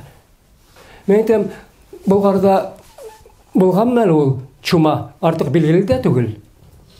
Безнең бу тирәдә. Нишләсен мин әйтәм, марилар исән калган, ярый мариларында. Мордва ул тирәләрдә әйме. Тем более безнең Шиста татар халкы. Шиста район кыш көне бигрәк тә әйме теге паразитларны үтерә торган салкыннар була. Бу һич тә мин әйтәм мөмкин түгел. Бер вакытта да юк андый нәрсә. Әлләр инде каты сугышлар булсын, 100% халыкны үтерә алмыйлар. Беренче качып кытыла, әллә инде юллар белән һәм шума булганда да юк. Бигрәк тә бит инде көньяк районнарда, Европада да була, әйме үлмәгән бит итальяннар да исән калган, башкалар да исән калган, болгар үлеп беткән. Мәгънәсез теория. Бар процент вирусоустойчивый. Һәр милләттә бар процент кем кала исән, любой. Конечно, шулай. Конечно, шулай. Теге, ягъни мәсәлән, менә бу болгарчылык теориясе ул юкка гына килеп чыкмаган бит. Юкка гына килеп чыкмаган. Менә шушындый әле күрсәтермен мин алдарак дәресләрдә, әйме, киләсе дәрес, мәсәлән, безнең шәһәрләр турында, ул целая цивилизация. Целая цивилизация. Шушындый цивилизацияга ия булган халык юкка чыгар микән шулай тиз генә шумадан гына. Менә шушындый нәрсәләр турында мин сезгә сөйләмәкче идем бүген. Әле безнең вакыт бармы? 5 минут. Сәгать ярым. Әйе, сораулар, давайте сораулар. Әйе. Дәүләтнең форумы. Аңлап бетермәдем. Төрки халыклары һәм болгар халыклары ничек аерып була? Чыганаклар ничек Мин сорауны аңламыйм. Болгарлар бит алар үзләре төрки халык. Ничә булар болгарлар булган төрки булган. Төрки каһанлыгы дип әйтеп башта. Аннары алар үзләрен болгарлар дип атыйлар. Кайдан чыккан бу яңа сүз? Яңа сүз Болгарлар булдылар. Менә болгарларның теге этимологиясы да әйме болганган. Без әйтәбез, үзебезнең татарларның күпме тирәнгә киткән тамырлары бар, күп тамырлы без. Болгарлар да шулай ук гомумән. Менә төрки халыклар дип әйтәбез без. Ул төрки каганатының исеме белән аталган. Чөнки беренче төрки каганатында яшәгәннәр түрк, тюгю. Шулай дип языла инде иң борынгы чыганакларда тәрҗемә ителә, ничек түрк дип. Без нишләптер аны түрк дип әйтмәйбез, түрк каганаты дип. Төрки каганаты, ничектер эпитет, определение төрки. Шулай дип әйтергә өйрәнгән инде. Менә шушы төрки каганатында сөйләшкән телдә сөйләшүче халыклар хәзердә бар. Менә без чуашлар, якутлар, кстати, алар башка бүтән халыклардан, төрки халыклардан аерылып тора. Ниндидер иң борынгы тел дип саныйлар инде аларның икесен. Чөнки без якутларны аңламыйбыз. Без чуашларны аңламыйбыз. Былай сөйләшкәндә шулай бит. Вот. Менә төрекләр белән сөйләшергә була, кстати. Үзбәкләр, кыргызлар, төркмәннәр, башкортлар һәм башкалар алар күп. Менә бөтенесен без төрки халыклар дип йөртәбез. Чөнки аларның телләре якын. Төрки тел. Ягъни төркиләр болгарлардан нәрсәдән аерылганнар әллә ничегрәк. Ул сорау. Телләр бер. Кавказдагы Балкар дигән, Караша дигәндә халыклары безгә ничек итеп якынмы, юкмы? Мин аларны Алар якын. Әйе. Менә тел буенча бик якынлар. Менә соңгы вакытта без карашайлар белән аралаштык. Алар безне чакырып йөрделәр. Текшерергә шунда аларның инде крепослары Хумаринский городище, әймәдә шутыклы яхшы сакланган теге руника язуы белән ниләр, язмалар, казыгыз инде дип. Безнең монда үзебезнекен казырга вакыт җитми димәсә, анда барып булмый. Икенче яктан да урыслар итеп алды Хумарскийны. Вот, ул безнең территория шулай була соңгы вакытта. Нишләп анда сез казымагыз формасында. Карачайлар безне чакыралар. Вот. Ну, урыслар мөмкинлек бирмәй. карачайлар белән аларның телләре практически бер, кстати. Без алар белән карачай телендә сөйләшәбез, әйме аңлашыла аларның телләре. Ягъни табигый ки килеп чыгышларыбызда бер, алар болгар компонентын таныйлар, бездә бар дип әйтәләр инде. Ә балкарлар алар ана шул Аспарух заманнан күчеп утырганнардыр дип уйлыйлар инде үзләрдә. Балкарларның телләре шулай ук безнекенә якын. Нугайлар анда, нугайларга кара кумыклар әле, әйе. Кумыклар, алар бигрәк тә якын кумыкларның теле, по-моему. Кумык белән карачай татардан башка кем? Әйе, вот менә шулай шулда. Алар бөтенсе төрки телләре. Төрки телләр, әйе, төрки телләр. Аларның опять менә безнең тарих бик якын. Ягъни шул ук Кубрат хан, шул ук хуннар, хун истәлекләре, әлбәттә, анда күбрәк хунская держава, кем әле, unuttum indi familiясын, bir хатын кыз Дагестаннан, Махачкаладан, гел шушы хуннар белән шөгыльләнә. Бик яхшы аларның крепостлары сакланып калган, башка ниләре, истәлекләре, памятниклар. Шул чордан башлана. Менә без татар халкын өйрәнгәндә бит аларны да онытмаска кирәк ди, без хуннарны, болгарларны, хәзәрләрне, алар шул ук тема белән шөгыльләнәләр. Ягъни элек вакытта мөмкинлек кенә булмады. Хәзер дә артык юк мөмкинлек, әйме, бергә берләшергә. Менә шул төрки халыклары без бит урыслар оештырган конференцияларга, конгрессларга күбрәк йөрибез. Соңгы вакытта дөрес үзебез дә оештыра башладык инде. Ә менә төрки халыкларның археологиясын ничектер бергә берләштерергә иде безгә. Вот.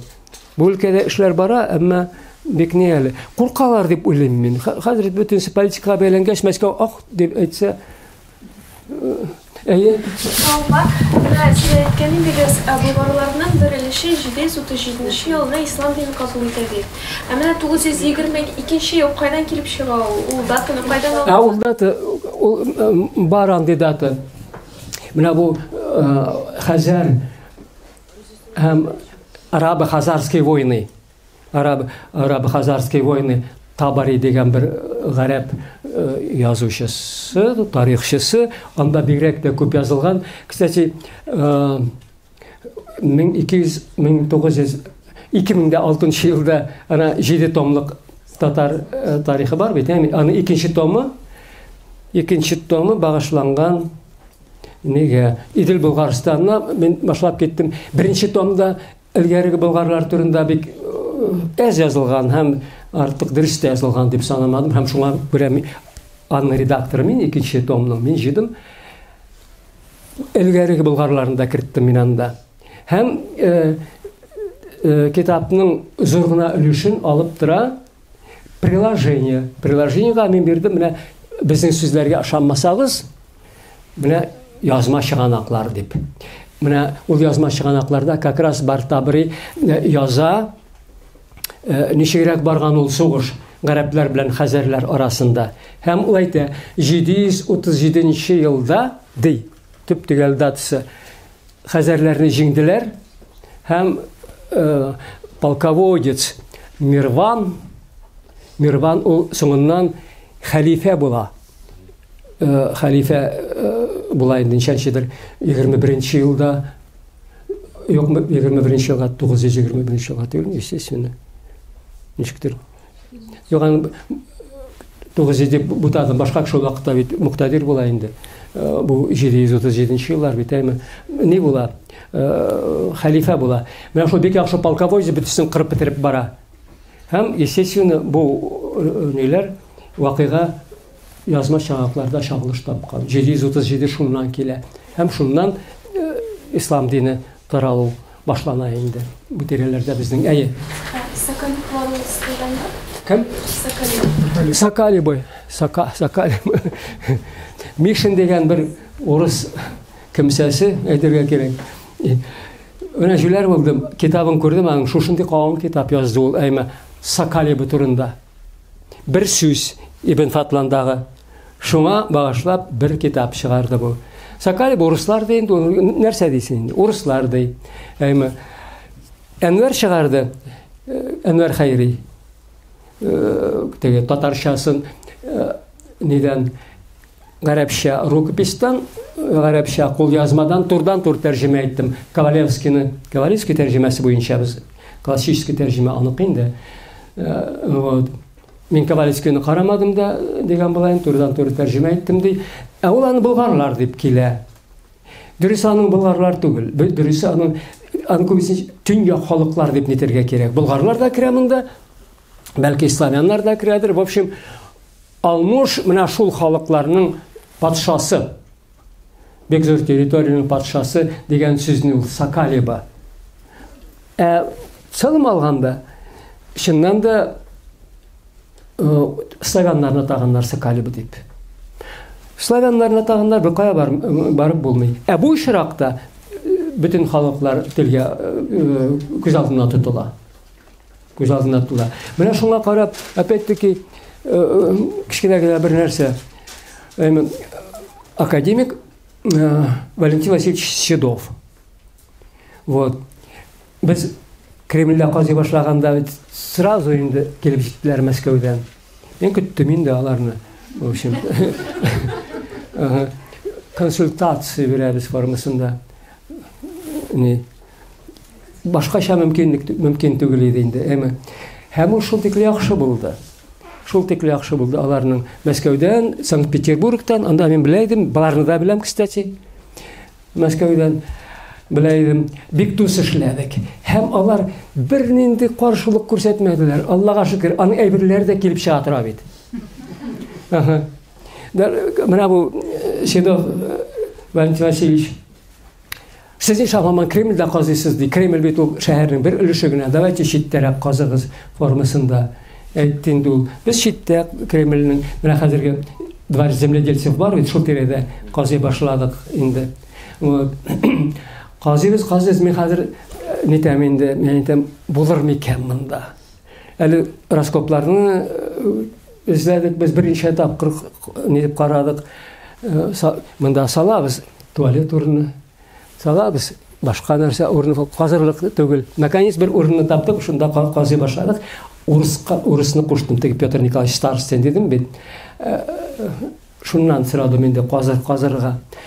Һәм иң беренче катламны казый башлар алдыннан килеп төшмәсен Седов Мәскәүдән. Һәм үзе казый башлады. Мен шун Аллаһ Тәгалә мәйтәм бар икән. Кичкенә генә болгар монголларга тикле булган болгар керамикасы табып алды, көрәкне ташлады, булай итеп, "Всё ди, хәзер мен шанам ди. Казанның шул монголларга тикле бу 11-12 гасыргы не булып чыкты. Мен Валентин Васильевич, ничек сразу белеп алдыгыз бу нине? Керамиканы танып алдыгыз ди инде. Мен де студент вакытта беренче курстан ди практиканы үттем Болгарда ди. Смирнов белән бергә. Менә бөтенсе туры килеп тора, ничек. Вот. Һәм менә шул Валентин Васильевич Седов инде безнең, кстати, ул минем беренче оппонент булды докторлык диссертациясе яклаганда, аны бик хөрмәт итәм. Басып чыгармасынмы, теге болгарлар практически алар славяннар дип мәкалә российский археологиясында. Есть Сакалиба. Шул Алмуш чырлары белән инде аннан соң әлбәттә болгарлар белән урыслар арасында бит булып торган инде сәүдә мөнәсәбәтләре, урыс әйберләре бездә күп табыла. Вот. Яны менә биләрдә мин табып алдым, аларны күрсәтермен әле. Всеволод Большое гнездоның печати. Мен әйтәм, бу моны 1183 елда алар бит биләрне алырга киләләр, яу белән киләләр инде, ала алмыйлар. Шунда мен әйтәм, төшеп калган микән бу.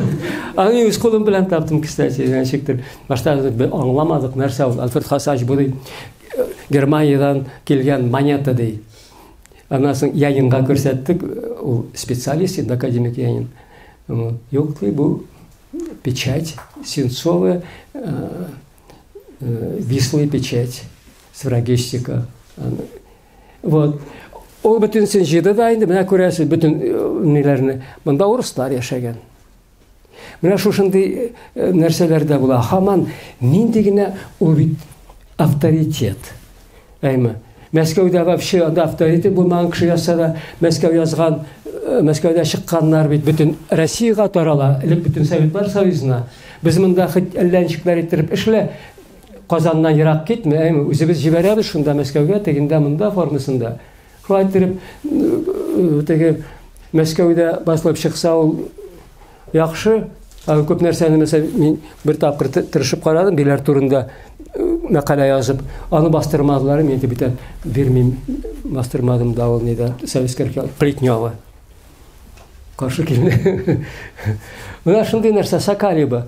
Все-таки теге дөнья күләм, теге türkологлар да, башка белгечләр дә әйтә, Сакалиба ул гарәп телендә славяннар дигән сүз. Бу очракта әлбәттә славяннар түгел. Мин инде кандидатский, докторский яклаганнан соң теге мен аннан зависимый түгел бит инде. Менә бу мәсьәлә буенча сөйләштем, мин әйтәм, бит чисто логика, әйме. Мәчетләр бар биләрдә. Архитектура восточная, әйме.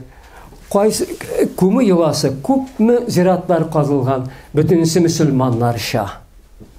Ничек мен әйтәм, алар славян булырга мөмкин инде. Может, раньше мусульмане были? Может, они раньше мусульмане были? Вряд ли. Андый нәрсә. Аннан бит антропология бөтенләй икенче төрле. Сахабалар аваздаш. Бәйләр булмаса сахабалар сүзләрдән. Сахаба, юк, сахабалар аның турында әйтелмәгән, сахабалар бөтенләй. Сахабалар турында сорасым килә иде. Ул өчен барлыкта булган хәл 7нче гасырда алар килгәннәрме? Кемнәр? Сахабалар. Сахабалар. Сахабалар. Юк, конечно. Ну чөнки бит халыкта яши. Халыкта мало что яши. Әкият. Абсолютно бернинди нәрсә. Соң 7нче гасырда сахаба бит ул Мөхәммәд пәйгамбәрнең үзе белән бәйләнгән, әйме. Менә бер буын, әйме. Мөхәммәд кайчан үлә? 632-дәме? 7нче гасырның бу как раз Кубрат хан дәүләте оешкан чор. Аннан соң инде сахабалар бөтен сөйләп киткән инде, болгарлар күчкәнче. Ул вакытта монда бушлык булган. Мен бер компонентның туанзында әйткән идем инде. Венгрлар. Болгарларга тиклалар да булган бит әлеме. Вот. Бушлык монда, болгар урынында, дөрес инде булыр Имәнкискә. Но Имәнкискә кабиләләре бит алар мөселман булмаган инде. Имәнкискә памятникләре, табылдыклары күп Болгарда. Ягъни болгарлар анда да буш урынга килеп утырмаганнар. Вот. Имәнкискәләр кайдыр киткәннәрме? Юкмы, шул урында инде алар киткәннәр. Әмма сахабалар юк, бернинди логика белән дә, язма чыганаклар белән дә, археология белән дә расланмый. Ул миф, андыйлар тулган безнең Болгар археологиясында. Аның бит исемен прямо атыйлар ул сахабаның, кайдыр язылмый исемен. Атыйлар, атасаларсың. Антропологик яктан болгарлар күп төрле булганмы? Антропологик яктан болгарлар күп төрле булганмы? Ул антропологияны мин аңлап җиткерә алмыйм әле үзем. Чөнки беләсезме? Антропологик яктан болгарлар кемгә ошаган? Җирле финнарга, мариларга в основном. Антропологиясы бик якын безнең. Ничек шулай, былай уйлап карасаң, әллә болгарлар азрак булды микән, количественный яктан инде, сан ягыннан, әйме, теге мариларга караганда, булар бу тирәдә марилар утырса, алар белән бергә итеп, ну марилар бераз түбәнрәк халык, без үзебезнең культураны аларга биреп, мариларны болгарлаштырган, бездә антропология шулардан калган дип уйларгамы, әллә дип тә нитеп торам инде. Чорт, менә ул яктан ни? Мариларда да бит бар монголоидность. кайберләрендә пикантус бар даже, менә монда кыска күз шундый итеп тора инде. Менә антропологиясе шундый аларның. Әмма барбер төрлелек бар. Төрлелек бар. Трофимова дигән, хәзер Ефимова Светлана Григорьевна каты өйрәнә бу нәрсәләрне. Ну, ул барбер менә бу Хәзәр каганатындагы булгарлар белән безнең булгарлар арасында параллель аналыклар таба. В основном ул барбер әйтә, нинди юк ди, күбесенчә ди, мондагы җирле халыкларның антропологиясе ди булгарларда ди. Әле аңлап шулып җитми торган нәрсәләр бар монда. Бер караганда бездә монголоидность күбрәк булырга тиеш. Хәзер инде не 49 елда Трофимовның китабы чыккан, шул этногенез татарского народа дигән. Ул элекеге татарлар икенчерәк төрле все-таки. Менә хәзерге татарларга 20нче еллардагы татарлар, 30нчы шул елларда эшләгән кеше инде ул Трофимова. Хәзерге татарлардан аерыла. Хәзерге татарлар европейскийлар күбесенчә. Әмма тикшерә башласам, кайбер районнарны, ул кызык нәрсә. Мәсәлән, Удмуртия татарлар удмуртларга ашаган. Чувашиядагы татарлар чувашларга, Мариларның Бәрәңге районындагысы Мариларга ашаган. Алып карагыз, менә зәй, менә минем як белән минем Арча татарларын. Арчада монголоидность көчле. Түгәрәк йөзле, кең табак битте демәсәң шундый. Шулай бит. Там кыска сорау берем. Менә болгарлар күчкәннәр 7-8 гасырларда. Ул вакытта һава торышы алмашынамы, җылынамы бу якларда? Һәм кар катламы азаямы ул вакытта? Бу бер сорау, икенче сорау. Мәҗүси күмүләр качан менә болгарлар арасында бетә башлый? Мәсәлән, мәҗүси күмүләр. Мәҗүсиләр. Ул тоже бик кызыклы проблема. Мәҗүс нидән башлыйм? Мәҗүсиләрдән, Менә бу мәсьәлә белән Альфред Хасановичның, минем укытучымның хатыны Илексанна шөгыльләнде. Монография язып чыкты. Марҗа булса да бик әйбәт. Монография без аңа һаман ссылка ясыйбыз. Ул әйтә, 10нчы гасыр ахырында болгарлар арасында мәҗүсиләр практически булмады. 10нчы гасыр ахырында. Ягъни шул вакытта барлыкка килә инде ортодоксальный дип әйтәбез инде, классический погребальный обряд мусульманский. Урыслар кабер чакта опять-таки урыслар деминде святилищелар табалар, языческий Чувашия территориясында Тегашевский городище бар, анда башта святилище булганда 10нчы гасырда, 11нчы гасыр башында формасында. Мен аңа каршы яздым инде, дөрес түгел, тегеләй булай ул формасында, ул святилище түгел.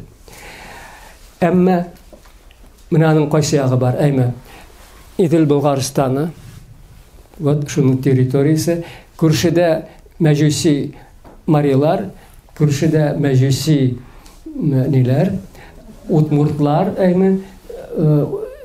Кама буйлап төшәләр, комилар. Идел Болгарстаны цивилизация буларак, менә бу халыкларны һаман үзенә тарта. Яшәү яхшы.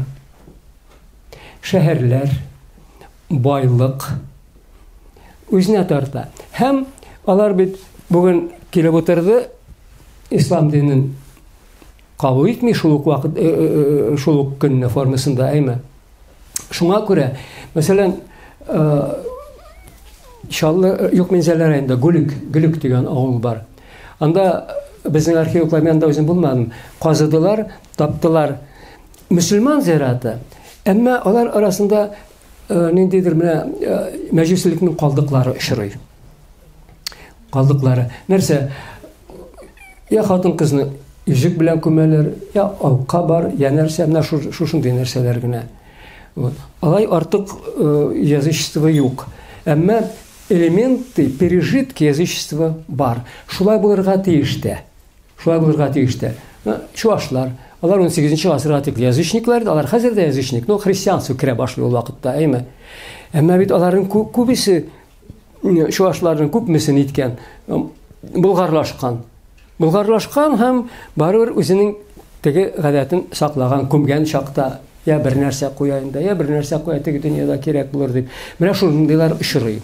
В целом алганда Гамир әйткәндер инде, бөтен материальный һәм духовный культура мөселманныкы.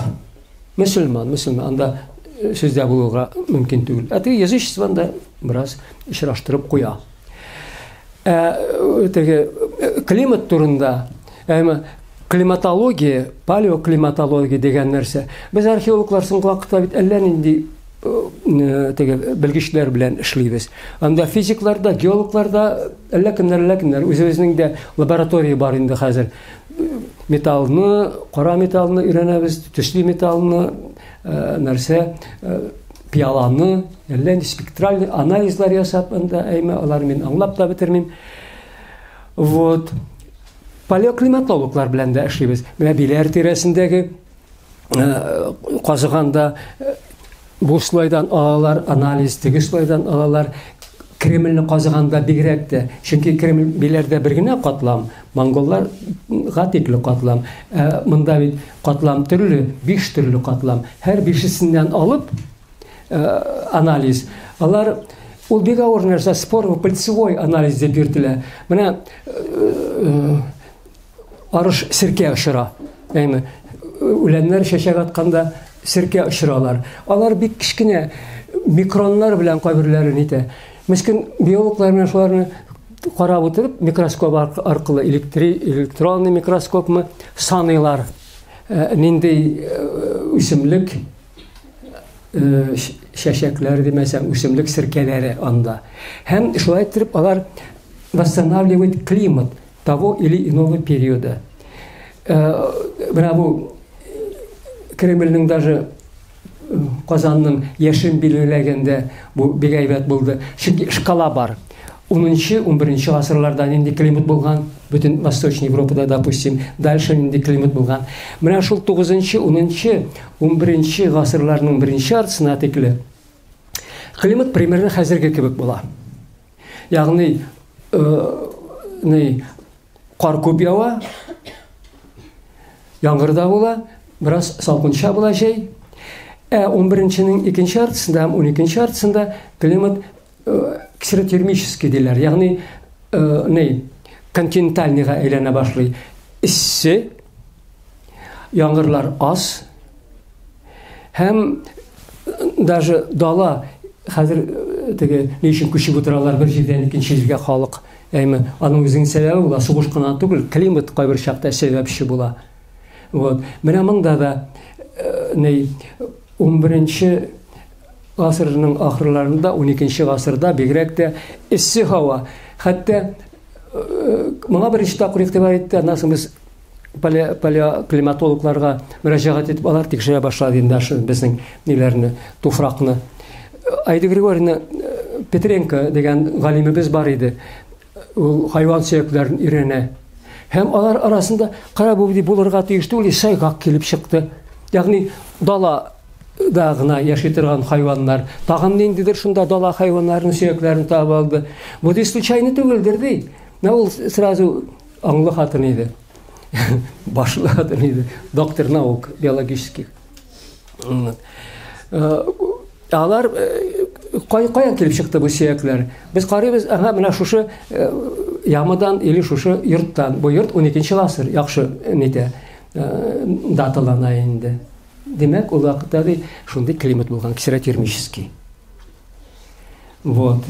Бик зур рәхмәт. Безнең вакытыбыз чыкты һәм Шәйх тагын булачак. Шуңа күрә хәзер бүген атып калам дип уйланабыз. Рәхмәт.